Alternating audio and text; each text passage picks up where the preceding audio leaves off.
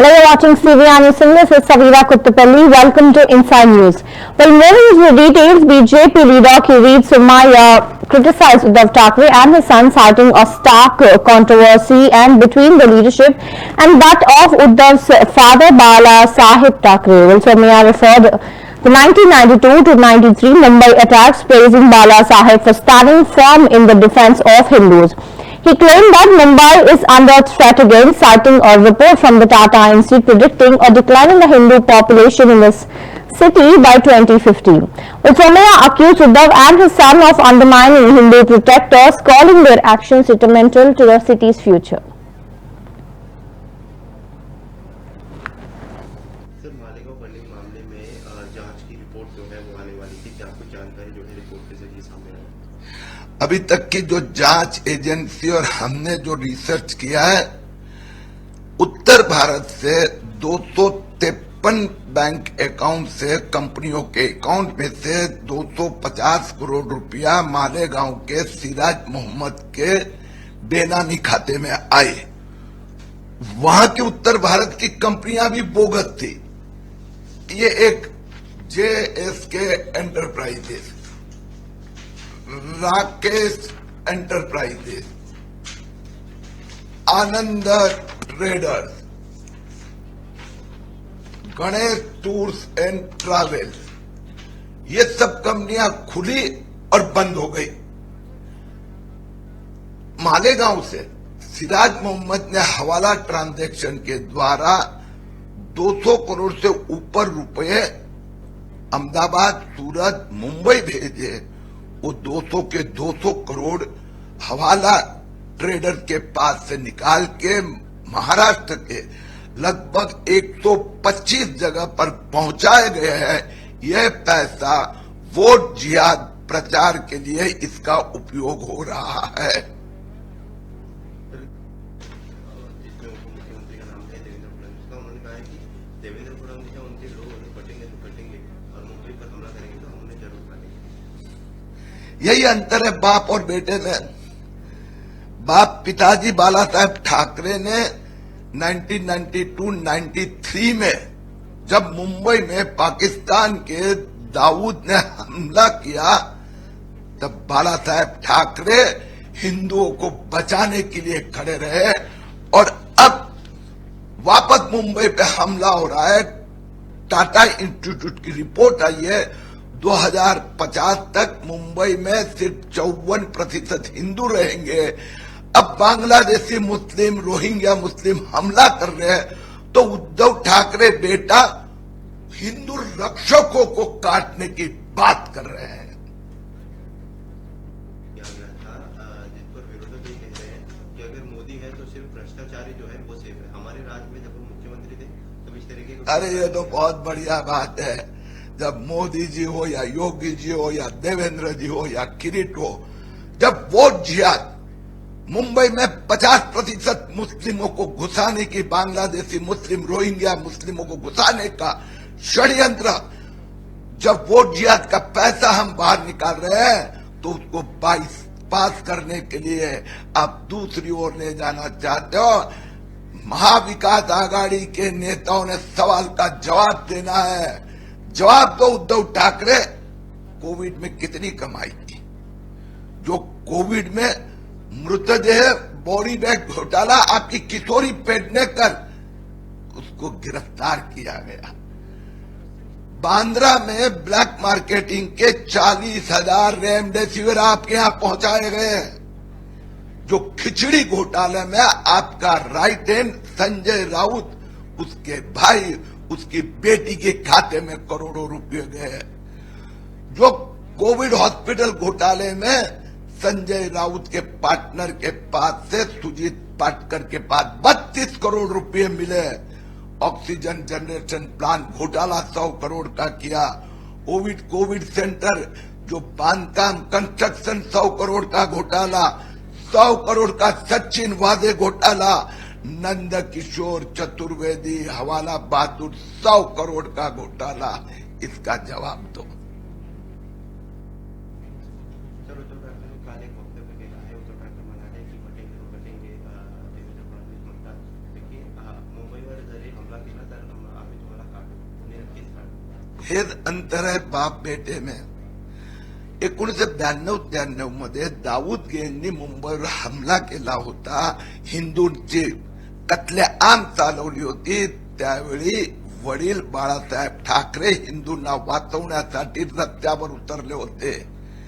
आणि आम्ही बेटा उद्धव ठाकरे आता बांगलादेशी मुस्लिम, रोहिंग्या मुस्लिम मुंबईवर आक्रमण करीत आहेत. मुंबईमध्ये हिंदूंची लोकसंख्या 2050 मध्ये फक्त 54% राहणार. Meanwhile, BJP leader Pradeep Bhandari has strongly condemned Congress President Mallikarjun Kharge's recent remarks about the BJP and RSS, accusing him of attempting to incite the people of Maharashtra against the party and its supporters. Well, Bhandari warned that if the Congress MVA government comes to power, it would pose a threat to the lives of those who oppose them. He also called Kharge's statement provocative and urged the Election Commission of India to take immediate cognizance and action against it. During his election campaign, what's the stand of BJP? He says we will have to kill the BJP and RSS. देखिए, मल्लिकार्जुन खड़गे जी का बयान, Congress president का बयान लोगों को महाराष्ट्र में भाजपा और भाजपा के सपोर्टर्स के खिलाफ इंसाइट करने का है. ये ओपन कॉल टू वायलेंस है. इस बयान को अगर आप रिलेट करेंगे सज्जाद नुमानी के बयान से, जिसने कहा था कि सोशली बॉयकॉट कर देना चाहिए जितने भी लोग महाविनाश अघाड़ी को सपोर्ट नहीं कर रहे. 26/11 को आरएसएस की साजिश और हिंदू आतंकवाद जैसे शब्दों का प्रयोग करने वाली कांग्रेस पार्टी ने आज महाराष्ट्र की धरती पे वापस से उनके प्रेसिडेंट ने साबित कर दिया है कि अगर कांग्रेस पार्टी और महाविनाश अघाड़ी की सरकार महाराष्ट्र में आएगी तो जितने भी लोग उनको सपोर्ट नहीं करेंगे उनकी जान को खतरा है. भारत के संविधान की धारा आर्टिकल 21 राइट टू लाइफ की बात करती है. कांग्रेस पार्टी के महाराष्ट्र के अंदर अगर सरकार में आती है, लोगों के जीने के अधिकार को खतरा है. महाराष्ट्र के अंदर खड़गे जी का बयान इंसाइटफुल है. इस पर इलेक्शन कमीशन को संज्ञान लेना चाहिए. इस बयान के ऊपर कार्रवाई करनी चाहिए, क्योंकि अपने राजनीतिक प्रतिद्वंदियों को जहरीला सांप कहकर उनके खिलाफ लोगों को भड़काना और कहना कि उनको मार देना चाहिए, मतलब ये इमरजेंसी वाली माइंडसेट है, ये हिटलर शाही है, ये तालिबानी सोच है. इसका हम खंडन करते हैं और इलेक्शन कमीशन से उम्मीद करते हैं कि कड़ी कार्रवाई हो. बड़े बच्चे तो एक स्कूल चालू है. प्रदूषण को लेकर सेवियर कंडीशन हो चुकी है. सीपीसी भी लगातार चिंता कर रहा है. ग्रैफ फॉर लागू हो गया. स्कूल्स बंद करने पड़े हैं. फिजिकल क्लासेस नहीं होंगी. 10-12 बोर्ड है, इसलिए हो रहा है. वहीं दूसरा कैलाश गहलोत ने भी इसी बात की जिक्र करते हुए कल एक बड़ा पत्र लिखा अरविंद केजरीवाल को रिजाइन कर दिया है पार्टी से. क्या कहेंगे, बीजेपी का क्या स्टैंड है? देखिए, आज मैं जिस स्कूल के सामने खड़ा हूं, ये स्कूल का नाम saint Thomas girls senior secondary school है, परंतु प्राइमरी के बच्चे स्कूल नहीं जा पा रहे हैं क्योंकि पोल्यूशन की स्थिति इतनी भयावह है कि बच्चों की जान को खतरा है. और इसी के संबंध में कैलाश गहलोत जी ने रिजाइन कर दिया है. देखिए, अब दिल्ली के अंदर ये साफ हो चुका है कि अरविंद केजरीवाल जी, जिनके घर पे 40 एयर प्यूरिफायर है, 40 एयर प्यूरिफायर में अपने शीश महल में वो रहते हैं, वो कभी झुग्गी में पिछले 2 सालों में नहीं रहे 15 दिन के लिए. वो क्या दिल्ली के जनता के पोल्यूशन के सोल्यूशन को समझेंगे? केजरीवाल जी के बच्चे क्या गवर्नमेंट स्कूल्स के अंदर या यहाँ के ऊपर सेंट थॉमस स्कूल में नहीं पढ़ते हैं? उनके बच्चों को तो कोई दिक्कत नहीं है. वो तो बड़े बड़े प्राइवेट ट्यूशंस अंदर शीश महल में लगा सकते हैं और उनकी पढ़ाई को इम्पैक्ट नहीं पड़ता है. परंतु जो दिल्ली के बच्चे हैं, जो पढ़ना चाहते हैं, जो अपने फेफड़ों का ख्याल रखना चाहते हैं, उनकी जान को आज जो खतरा है, उसके लिए अगर जिम्मेदार कोई है तो माननीय अरविंद केजरीवाल जी हैं. केजरीवाल जी ने यमुना में भी डुबकी नहीं लगाई क्योंकि उन्होंने हमारे पूर्वांचल के भाई बहनों के साथ खिलवाड़ किया. उनको छठ सही से नहीं मनाने दी है पूर्वांचल में. ये सब यही साबित करता है कि आज जो पोल्यूशन भयावह स्थिति में है, इसके लिए कोई भी अगर रिस्पॉन्सिबल है तो सिर्फ और सिर्फ माननीय अरविंद केजरीवाल जी. आम आदमी पार्टी के अंदर भी एक इंटरनल रिवोल्ट हो चुका है अरविंद केजरीवाल जी के भ्रष्टाचार के खिलाफ और उनके इनकेपेबल गवर्नेंस के. Well, Sheikh Baji, the Andhra Pradesh BJP Minority Morcha President, reacted to Congress leader Priyanka Gandhi Vadra and Rahul Gandhi's call for Prime Minister Narendra Modi to visit Manipur, and Baji emphasized that the situation in Manipur requires careful and coordinated action, and he criticized the Congress for politicizing the issue. He suggested that the focus should be on supporting the government's efforts to bring stability and peace to the region.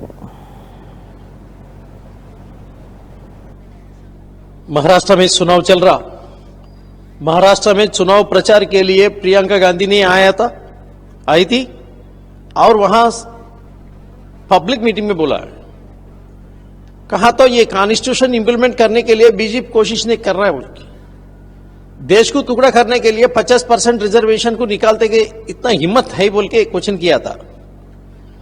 देश में constitution के तरफ से admission चलता क्या बोल के प्रियंका गांधी और उनका भाई राहुल गांधी ने बहुत बार गुमान से बात कर रहे हैं। ये गुमान राहुल गांधी परिवार ने आया, ये गुमान प्रियंका गांधी फैमिली में आया था, लेकिन देशवासियों को नहीं आया। Bharatiya Janata party constitution implement करने के लिए हर दिन, हर बार, हर इश्यू में सोच रहे।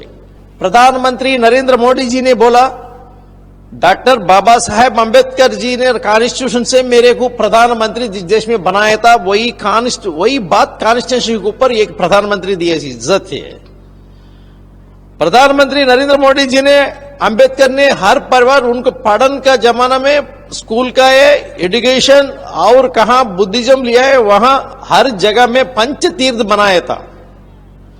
कांग्रेस पार्टी ने भूल गया है, ये दोनों प्रियंका गांधी और राहुल गांधी ने भूल गया है। कांग्रेस पार्टी अंबेडकर जी ने हराया, पार्लियामेंट को नए आने के लिए रुकाया। ये थोड़ा आप पढ़ना है। बाबा साहेब अंबेडकर कॉन्स्टिट्यूशन में पहली बार बोला था, आप लोग सोचना है दादाजी नेहरू जी का क्या किया है। देश को प्रधानमंत्री बनने के लिए जिस देश को टुकड़ा किया है, पाकिस्तान को सेपरेट किया है कांग्रेस पार्टी ने। कॉन्स्टिट्यूशन में अंबेडकर जी ने बोला है रिलीजियस रिजर्वेशन को अगेंस्ट कॉन्स्टिट्यूशन में है, लेकिन आप लोग हर एक स्टेट में रिलीजियस रिजर्वेशन के बारे में प्रॉमिसेस कर रहे हैं। उसको इंप्लीमेंट करने के लिए मैं ये रिलीजन को हम है बोल के देश को टुकड़ा कर रहे हैं। देश में हर लोग, सब लोग एक ही है बोल के, भारत एक ही है बोल के बोल रहा भारतीय जनता पार्टी नेतृत्व में नरेंद्र मोदी जी ने किन्ने किया। आप कॉन्स्टिट्यूशन में अच्छे मालूम है क्या, कॉन्स्टिट्यूशन में कहा तो बड़ी बड़ी एक बार रिजोल्यूशन करके उसका अमेंडमेंट किया है इंदिरा गांधी नेतृत्व में, आर्टिकल ने बदलाया। आप लोगों को राजी नहीं है, कौन सा स्टेट में कौन सा गवर्नमेंट में उसको रिजॉल्व कर दिया, उसके गवर्नर एडमिनिस्ट्रेशन कर दिया। वो कितना बार करे, 100 बार आर्टिकल ने बदलाया, 100 बार कॉन्स्टिट्यूशन बदला के। Well, BJP leader Gaurav Vallabh criticized the Hemant Soren-led government in Jharkhand, accusing it of failing to deliver on key promises and misgoverning the state. Well, Vallabh, speaking in Dumka, emphasized that the BJP is poised to challenge the current administration in the upcoming elections, focusing on issues such as corruption, governance and economic development.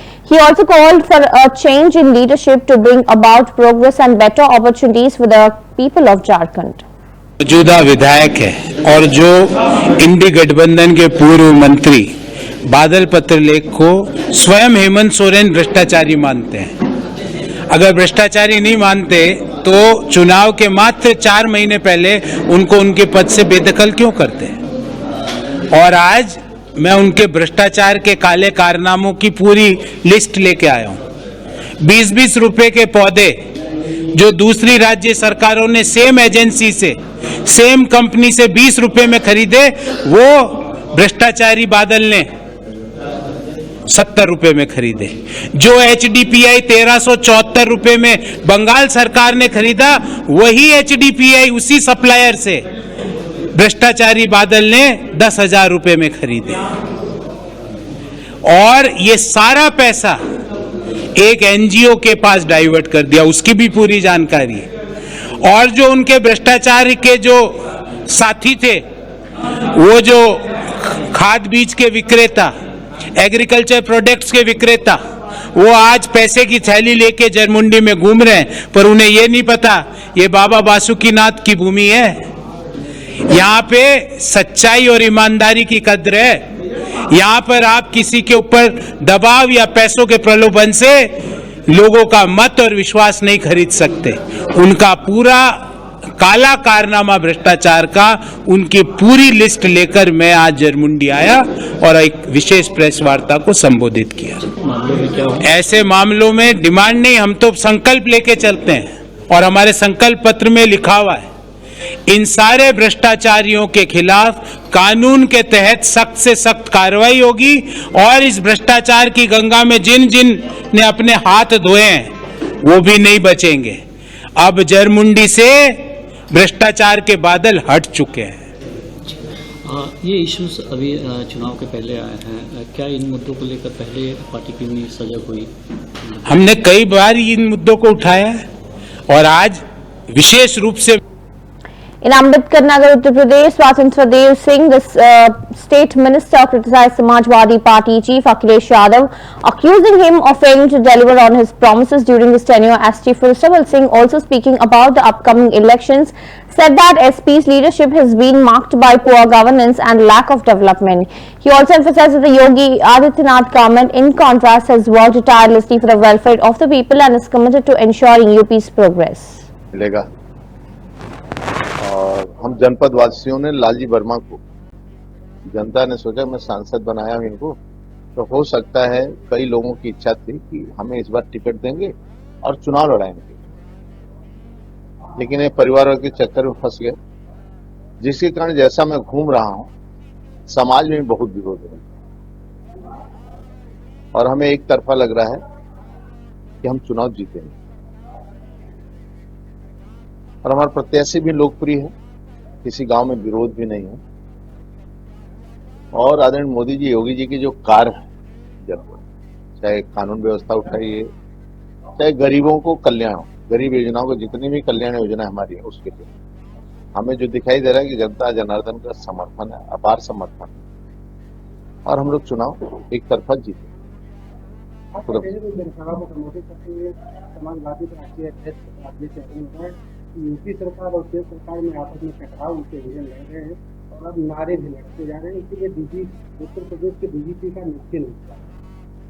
देखिए वो क्या बोलते हैं, क्या करते हैं, हम लोगों तो एक ही काम है कि गरीब की सेवा करना है और वो लोग वंशवाद की पार्टियां हैं। आपने देखा है कई यादव सांसद बनते थे पूर्वांचल से लेके यहाँ तक, अभी एक सांसद नहीं बचे, केवल सैफई खानदान के सांसद बचे हैं, चाचा भतीजा, इसके अलावा कोई बचा नहीं। और जब जब इनकी सरकार आती है तो लूट खसोट होता है, भ्रष्टाचार होता है, न बिजली गांव में मिलती है, न कोई सम्मान से कहीं बेटियां बेटा कोई घूम सकता है। तो इनके गुंडागर्दी को नकार दिया है, इनको नकार दिया है जनता ने और आज उत्तर प्रदेश के अंदर लोग शांति से रहना है, समृद्धि से रहना है और मुझे पूर्ण विश्वास है कि हम 9 की 9 सीटें जीते। महाराष्ट्र सरकार से है, सरकार महाराष्ट्र सरकार के होने के बाद यूपी भी सरकार इसी तरह हरियाणा क्यों कर रहे हैं।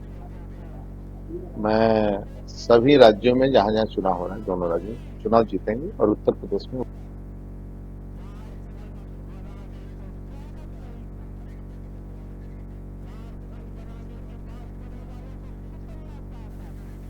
In Delhi, Malok Nagar of the Rashtriya Lok Dal commented on the resignation of Delhi Minister and AAP leader Kailash Gehlot, calling it a significant political move. Nagar and also suggested that Gehlot's resignation reflects the growing issues within the AAP leadership and the mounting pursuit on the party. But he also further emphasized that the resignation is indicative of internal struggles within the Aam Aadmi Party as the political landscape in Delhi continues to evolve.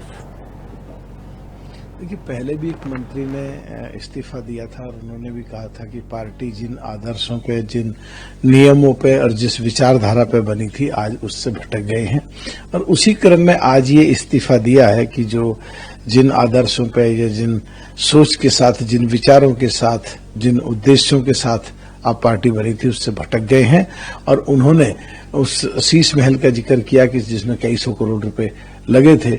तो ये तो अब आप party के लोग खुद ही बात कर रहे हैं, इसमें हमारा बोलने की क्या जरूरत है। जी सर, एक सवाल यूपी को लेकर है। अखिलेश यादव जो पूर्व मुख्यमंत्री हैं यूपी के, वो कह रहे हैं कि डबल इंजन की सरकार आपस में टकरा रही है। महाराष्ट्र के बाद यूपी में भी सरकार नहीं बचेगी, क्या कहना है आपका? देखिए, वो मुझे तो ऐसा लगता है कि वो अपनी और कांग्रेस की बात कर रहे हैं कि जो डबल इंजन था उनका, कांग्रेस का और अखिलेश जी का मिलकर के, कि वो आपस में टकरा गए। मध्य प्रदेश में टकरा गए, कहा हटाओ अखिलेश पखलेश को। राजस्थान में सीट नहीं दी, हरियाणा में सीट नहीं दी, तो हरियाणा में कांग्रेस का बुरा हाल हो गया, सरकार नहीं आई। और जो बात कर रहे हैं वो महाराष्ट्र की, तो महाराष्ट्र में भी वहां तालमेल ठीक नहीं रहा, उनको वहां भी सीट नहीं मिली है। तो वहां भी इसीलिए वो कह रहे हैं कि महाराष्ट्र का भी जिक्र कर रहे हैं और डबल इंजन की सरकार टकरा रही है, तो कांग्रेस से टकराव तो उनको चल ही रहा है। ये तो पूरा देश देख भी रहा, सब जानते भी हैं। सर, इसी कड़ी में महाराष्ट्र को लेकर सवाल है। नितिन राउत एक वरिष्ठ नेता है कांग्रेस के, उन्होंने कहा कि इलाका देशमुख की सरकार ने जय भीम बोलने पर उन्हें कैबिनेट में शामिल नहीं किया है। हिसाब से इससे तो बहुत बहुत बड़ी बातें हुई हैं। जब बाबा साहब थे, जो कॉन्स्टिट्यूट असेंबली में जो कॉन्स्टिट्यूशन लिखने के बाद जब 1952 में जब चुनाव हुए, तो उसमें जब वो बाबा साहब चुनाव लड़ रहे थे, तो उन्हीं के प्राइवेट सेक्रेटरी को कांग्रेस ने उनके खिलाफ चुनाव लड़ा करके चुनाव हरवाया था। और उनकी तो जो जितनी भी हम स्पीच देखेंगे कॉन्स्टिट्यूट असेंबली की, सब में तलखी दिखती ही थी। और कांग्रेस के नेताओं ने तो कभी बाबा साहब को पूरा कभी इज्जत दिया ही नहीं, और उनको जो सम्मान मिलना चाहिए था उस समय वो कभी मिला ही नहीं। तो बाबा साहब के नाम पे अगर किसी को मिनिस्टर नहीं बनने दिया, तो ये तो कांग्रेस की सोच और विचारधारा करीब करीब पहले से ही मिलती जुलती आई है, जो 1947 के बाद 1952 में और 1952 के बाद बाबा साहब जब तक रहे देखने को मिला। और उसी लाइन पे उनके जो चीफ मिनिस्टर रहे हैं, जिनका आप जिक्र कर रहे हो, उन्होंने मिनिस्टर को कैबिनेट में नहीं रखा क्योंकि उन्होंने बाबा साहब को इज्जत दी थी। तो कांग्रेस का तो ये बाबा साहब और बाबा साहब के समर्थकों के साथ ये पहले से ही करती आई है कांग्रेस तो। Well, Raj Sinha, BJP candidate from the Dandab Assembly constituency in Jharkhand, criticized Jharkhand Mukti Morcha and Congress ahead of state elections. Sinha accused JMM of poor governance and failing to address issues like Bangladeshi infiltration, which he claimed to poses a threat to local security. He also took aim at Congress leader Rahul Gandhi's recent statements, calling them misleading and out of touch with the ground realities in Jharkhand. Sinha emphasized that the BJP would work towards strengthening security and addressing the concerns of the local populace. नहीं, हमारी जो सूचनाएं आ रही हैं उसके अनुसार इस बार झारखंड में भारतीय जनता पार्टी के नेतृत्व में एनडीए गठबंधन की सरकार बन रही है। पहले चरण में भी अच्छे रिजल्ट आएंगे और दूसरे चरण में इस बार और अच्छे रिजल्ट आने चाहिए। धनबाद की बात करें तो 2 बार से आप विधायक हैं, तीसरा टर्म आप जा रहे हैं, आपके खिलाफ उस तरह का एंटी इनकम्बेंसी भी नहीं दिख रहा है, इसको आप किस तरीके से देखते हैं? नहीं, 5 साल तक मैं बिल्कुल चुनाव की तैयारी करते रहता हूं और 5 साल तक लोगों के बीच में रहता हूं, उनके हर सुख दुख में, चाहे कोरोना काल हो या अन्य जो भी हो, या किसी की कहीं भी जो भी बुलाता है जिस तरह से है, उसमें हमेशा मैं लोगों के बीच में रहता हूं। इसलिए हमारे खिलाफ एंटी इनकम्बेंसी मुझे लगता है कि नहीं है। हेमंत सोरेन की जो पार्टी है जेएमएम, वो चुनाव आयोग गई है कि उनकी छवि को बीजेपी जो है जिस तरीके से वीडियो डाल रहे हैं आप लोग, उनकी छवि को खराब कर रहे हैं, इस तरह के मॉडल को डिफेंड करते हैं, क्या कहेंगे? एक कहावत है, नाच ना आवे आंगन ढेर। अरे अब हेमंत सोरेन की छवि को बीजेपी कैसे खराब करेगी भैया? आपने जो काम किया उसी को ना बीजेपी रखेगी। कोई अलग से गलत बात तो बीजेपी बोल नहीं रही है।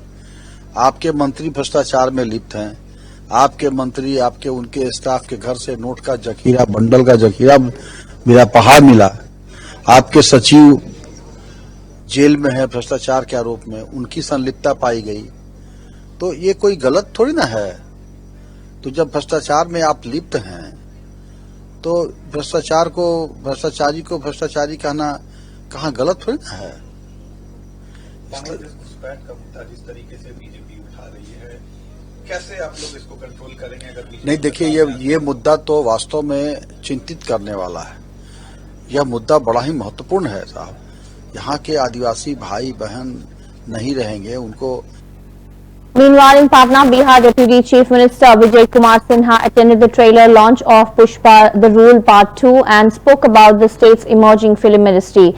Well, Sinha highlighted the upcoming Bihar Film Policy 2024, which aims to promote film production and provide incentives for filmmakers to choose Bihar as a prime location for shooting. He emphasized that the new policy will foster the growth of the local film industry, create jobs and boost tourism. Well, Sinha also expressed excitement about Pushpa The Rule Part 2, noting the global appeal of Indian cinema and its potential to bring recognition to Bihar's cultural heritage.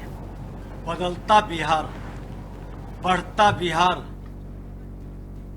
Modi Nitish की double engine की सरकार का विकसित बिहार, समृद्ध बिहार की ओर कदम बढ़ा दिया।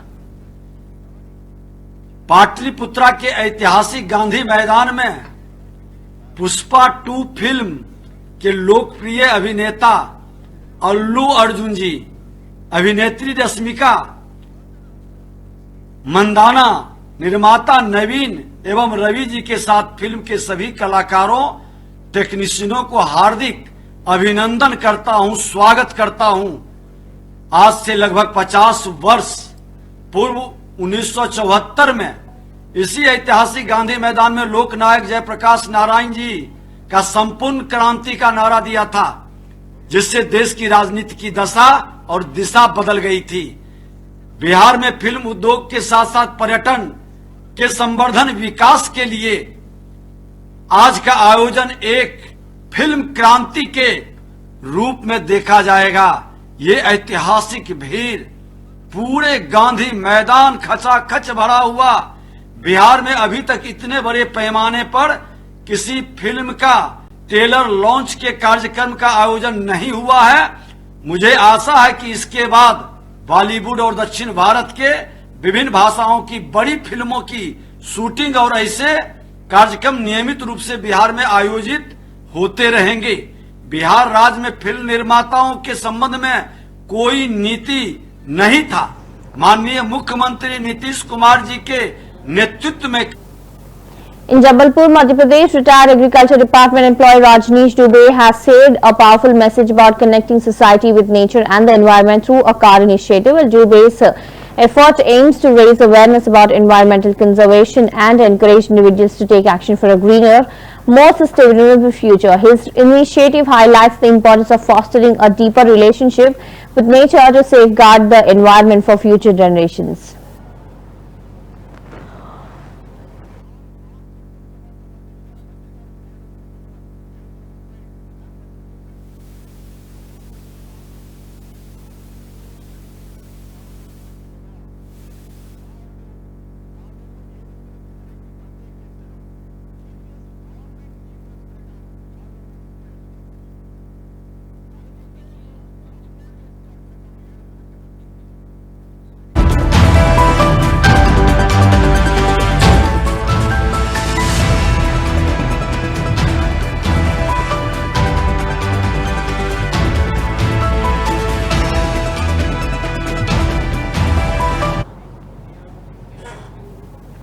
Well, in Noida, Uttar Pradesh, 2 miscreants were arrested following an encounter with the Noida police, while the operation led by ADCP Manish Mishra resulted in the capture of the suspects after they attempted to flee from law enforcement. Where visuals from the scene show the aftermath of the encounter, highlighting the swift action taken by the police in apprehending the culprits.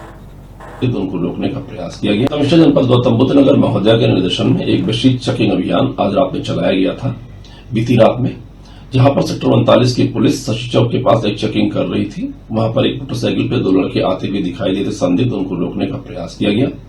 वो 42 की तरफ भागे, उनका पीछा किया गया, उनके द्वारा पुलिस पार्टी पर फायरिंग की गई। पुलिस पार्टी के द्वारा आत्मरक्षा फायरिंग की गई, जिसमें दोनों बदमाश घायल हुए।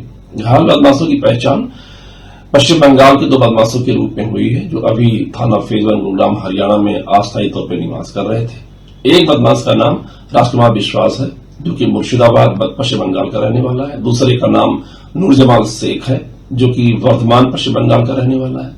ये दोनों शातिर चोर हैं, अंतर्राज्यीय बदमाश हैं। इनके विरुद्ध हरियाणा में कई मुकदमे पंजीकृत हैं। ये इनके द्वारा नोएडा में कई थानों में, विभिन्न थानों में अपराध कारित किए गए थे, चोरी की गई थी, इसमें वांछित चल रहे थे। इनके ऊपर नोएडा में 25-25 हजार रुपए का इनाम घोषित था।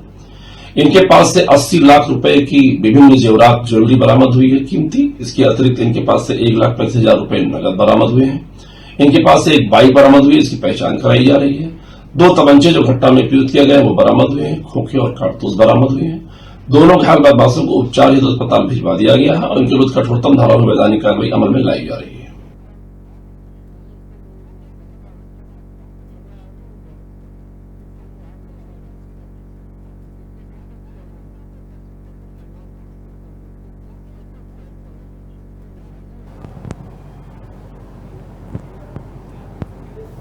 Well, those were the latest updates. For more updates, keep watching CVR News English. This is Havila Kottapalli. Have a good day.